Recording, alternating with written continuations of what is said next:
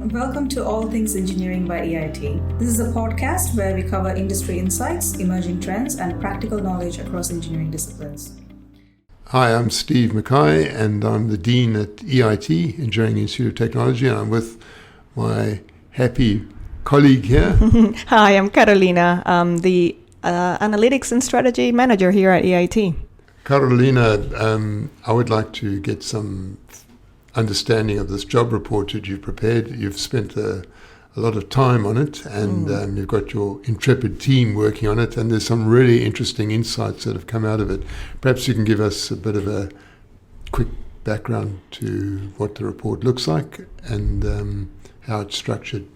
Oh, sure, Steve. I'm happy to be here. This report, as you said, it's been a team working on it for a little while. It's been a lot of work, but very proud, very excited about what we've been able to put together. So essentially, we've gone out and analyzed job adverts related to engineering and technology in 7 markets, which we can get into in a minute. We managed to gather about just over 316,000 job adverts. That's an amazing number of job adverts, I must say. I mean, 300,000 jobs with all the issues of trying to scrape them off the different websites is an impressive task. Yeah. And I know there would have been a lot of challenges gathering that information. Absolutely. So, even looking at the sources that we felt would give us a better picture of the market and the best data, because, websites will vary how they present the info. So trying to get consistent details out of them so that it adds more value. I guess categorizing that data so that it actually is meaningful, because as you would know, when there's a lot of data, the problem is what do you do with it and how do you make sense of it. So it's been a really challenging but rewarding project, I would say. So happy to drive you through what we found. So I know, and everyone should be aware, obviously we've picked a few markets, picked a few markets, and obviously there's biases in the data you gathered because of that, which is fine. And obviously the job adverts don't always necessarily mean there's a job. It could be an employer that's hoping to find someone and they don't actually find someone at all. So there are a lot of biases and stuff like that, but certainly the overall trends, I think, are very solid from what I've seen. So perhaps we could just explore those in a bit more detail. So hopefully whoever's listening to this podcast and like seeing the recording, we've got a bit of an interactive dashboard that we've built. So that's going to be available soon on the EIT website for everyone to go into. But essentially, the markets we've gone in and looked at data include Australia, Canada, Ireland, New Zealand, South Africa, the United Kingdom, and the US. And as you were saying, big bias when you consider the size of some of those markets. But what we've done is look at them separately, independent of each other, but obviously also holistically to understand across the board there's some commonalities which we will go into. So hopefully everyone's able to see. Essentially, if we dive into one of the markets, for example, we've got Australia. The dashboard will let you navigate through different tabs. What we've looked at is basically initially the disciplines. So what are people asking in terms of demand for jobs in the traditional disciplines? If I can just jump in, you've got 20,000 job adverts on the left-hand side. That's brilliant. Correct, yeah. And this is for Australia. So I suppose what's the benefit of someone looking at this? This is basically telling them, as I understand it, this is a great, these are the sort of trends in your job. It's a good point. Thanks, Steve. Look, essentially this is a snapshot and people should take care of understanding that. It's the plan is to be repeating this project through time, and that's where we can really build and understand trends. But at the moment, it is a snapshot. We collected data in February 2025. So this is pretty much, if you went on a website, job advert website on February for engineering or technology in these markets that we've mentioned, this is what the data was showing back then. And as you said, there were around 20,000 job listings, for example, for Australia, from a total of 9,000 employers. All of that data is available in the dashboard, which will be great. So what are the main breakdowns in job disciplines there, Colin, so if I could ask? For Australia, we found that mechanical engineering leads the way. It's quite bizarre then, actually, because I would have thought civil engineering would be by far the most dominant. Yep. I mean, construction, infrastructure development. So mechanical's top, and then after that is... It is electrical and electronics, and then civil. So not far off. They're definitely the top 3, but Yeah. And the other important thing is that it's not just engineering professionals. Correct. It's actually all the way down to tradies. Isn't Correct. it? Yeah, actually for Australia. And this was interesting and obviously open to criticism and improvements. But what we've done is based on the description of the ad and what the employer was looking for, we've told our tools to categorize it into occupation groups. So as you pointed out, Steve, for Australia, craft and related trade workers was actually the highest So it's group. about 60% or 30%, 40%? Yeah, about 40, I think. 40%, say. Yeah, 9,000, just over 9,200. It is, Trades are really, really important, And obviously. it's actually followed by technicians. So as you said, it's obviously a very quite a hands-on type of market for engineering. And I see the technology. government announcing today that they're going to split that focus not just on university anymore, but 50% sort of TAFEs, vocational skills, yeah. and 50% universities, because obviously with AI coming in, I think skills are absolutely critical. Show me an AI tool that's going to lay bricks for you. Absolutely. Not at this stage. No, especially at 40-degree weather. So what are the other? Yeah. 40 degree. What are the other observations that you've got that you were pointing out to me? Look, obviously, for anyone that's curious, the geographic distribution, and I think in some markets it's been interesting to note the disparity. The regional hubs, which I think it follows market needs in the industries, but it does show how there's definitely some disparities in markets at the moment. Yeah, for WA, mostly on the East Coast. But if you look at mining, which obviously the dashboard lets you play around a little bit, and you can select a discipline. We did put mining, metallurgical, and geological engineering. And if you switch to that, then it's refreshing the data. You do have to give it a little bit of time. There's thousands of jobs, as we said, but it does skew heavily towards Western Australia, where the mining is quite strong. So, and then if you look at the actual sort of skills required, you have that incredible yes, that's an exciting area. That word cloud, which is just brilliant, and it gives you such a great insight into where the skills requirements are. Do you mind going to that? Yes, let's go for a second. I was saying if it would load it. It was being quite quick a moment ago, but as I said, it's quite a bit of data. Well, there's 300,000 jobs it's trying to load up, I suppose. So yeah, so it did refresh at the moment. And sorry, just quickly, but yeah, if you're seeing the screen that we're sharing, there's the job dominates in Western Australia for mining specifically, and But if we go to the skills, as you said, what we've done, and this was a bit of a challenge because how to group so much info into, in a way that you can digest it. So we've basically looked at the skills being asked in the job, both, and categorize them as technical or soft skills, and that's one of the takeaways of the soft skills. This is at the moment technical skills. So if you look at it is technical skills across all occupation groups, but this is an emerging discipline, so it's probably the smallest. We can go. Which one would you like to see, Steve? Well, technical skills are quite interesting. So project management, software, medical. Maybe we can pick. If I pick mechanical, just to change for a second, as a discipline, because there's obviously more volume. There we go. Hydraulics, exactly. Conditioning, welding's big, repairs, maintenance, fault finding, troubleshooting. Yeah. So those are all the skills really required, and that's something again AI would have huge difficulty replicating, because that is a real skill in your brain. Diagnostic, I know. Yeah, you can use a lot of tools, but it still needs that human element to understand. And this is the emphasis that universities and TAFEs, colleges have to have is skills, because that is the future, no doubt about it. And look, across the board, some of them are pretty common, but can you go to electrical and have a look? Yeah, sure. And you can drill down to an occupation group. So if you're interested more at management level versus hands-on or craft, role, it does adjust, and you can see the variances there and what you might need to be looking forward to developing if you want to get to that next step as a manager, for example.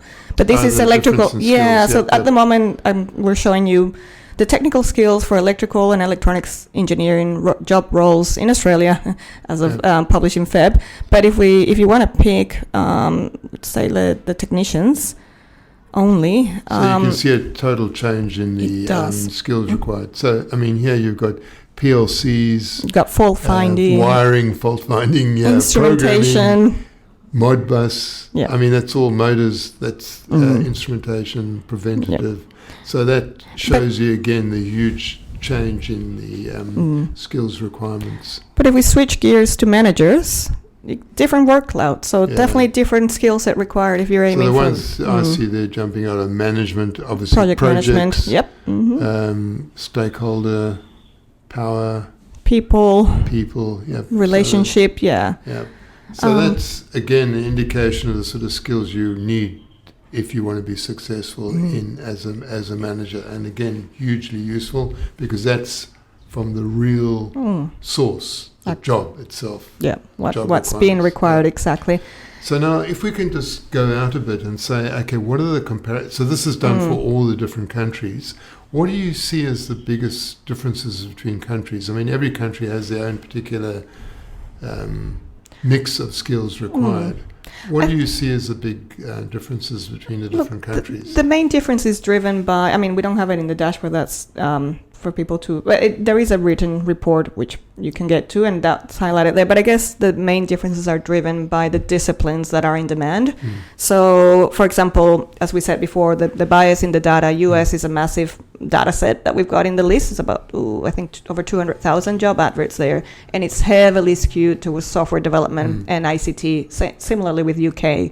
So obviously the skills required in that market. So software is big in the States compared to Australia, for example. Absolutely. Really? Yeah. And the AI, mention of AI, you need AI tools? Look, it's come up, and we did do another report back in August of last year, but this one's been a little bit more, I guess, critical and analytical. And I would say that mentions of AI and cloud computing and digital skills are more prominent in this data set that I've seen in the past. So as we said before, the idea is to repeat this exercise and actually compare better and give you trends. But it's definitely coming up. It's coming up, but it's not dominant. It is not dominant, exactly. So this whole thing and this, discourse of the AI is taking over our jobs in engineering and changing the world, it's not quite as aggressive. What is evident is you need skills in the different areas. Exactly. And what is interesting... And I suppose just want to quickly ask you, programming. So programming's big in the States.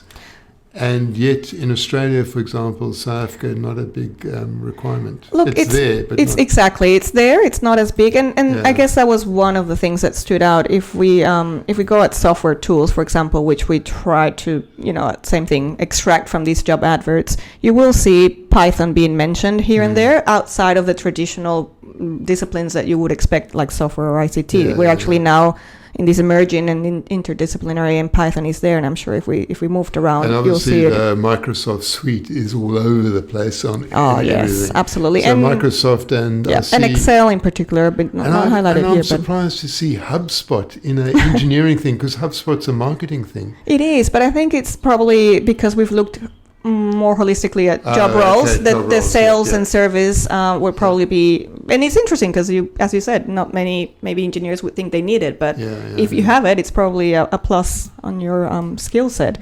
Not sure. So the AutoCAD obviously is the big driver, Office, Microsoft, which makes sense. So certainly, if you don't have digital skills, you really are going to struggle in today's market. But the question I want to ask you, and it's probably a bit of left from field, what about tradies with software skills? Is there a requirement there or not?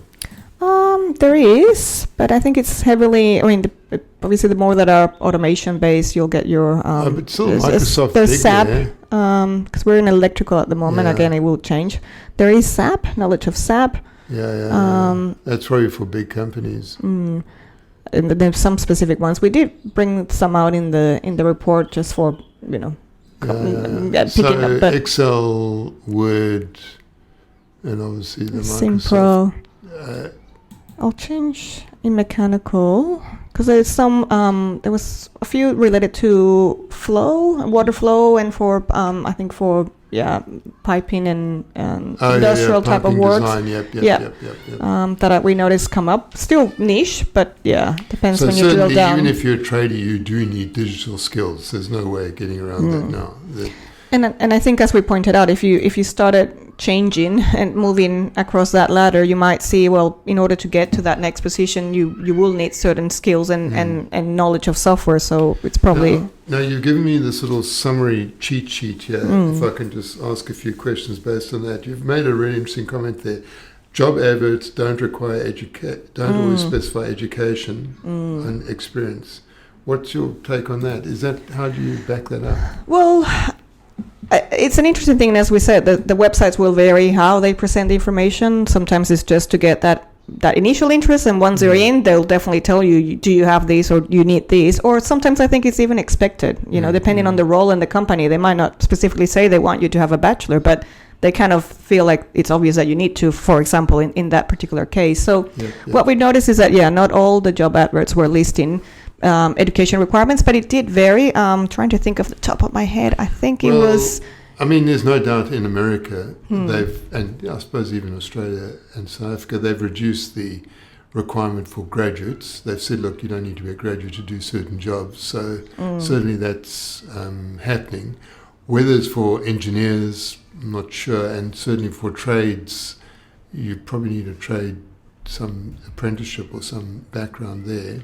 But certainly there's a lot of jobs in the middle which appears you don't need the actual qualification. And I think the split, what qual is actually right. That there's some markets that are, for example, in South Africa, from memory, they're very open to certifications and other types of training, not just, it doesn't mean you have to be at uni, higher education, bachelor's and master's.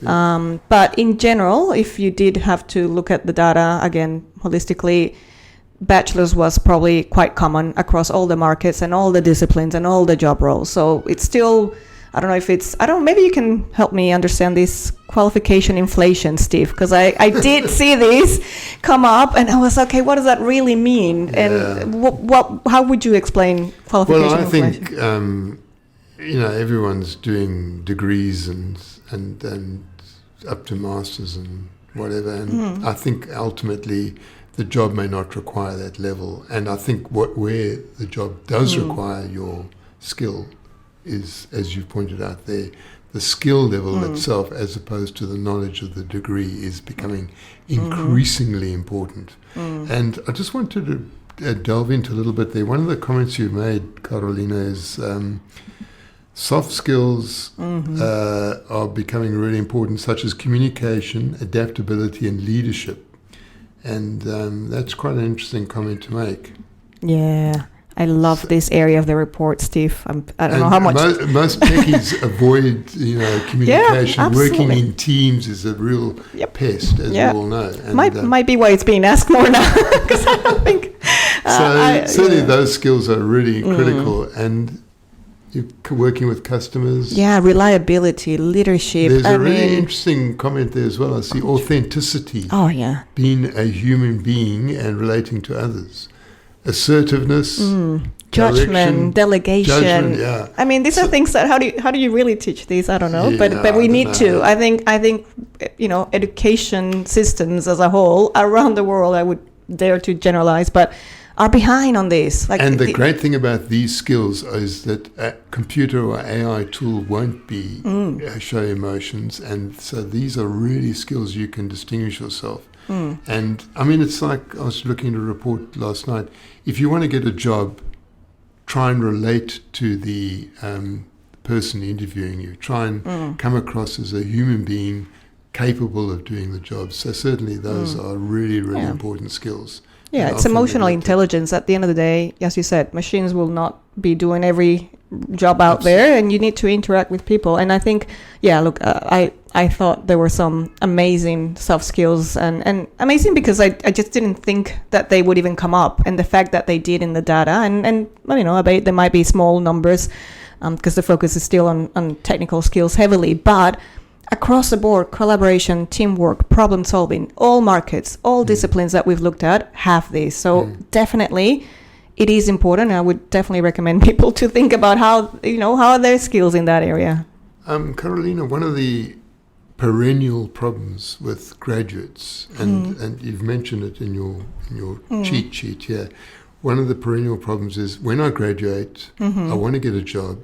And the first thing the employer says is, okay, mate, you've got the job if you can show me your experience.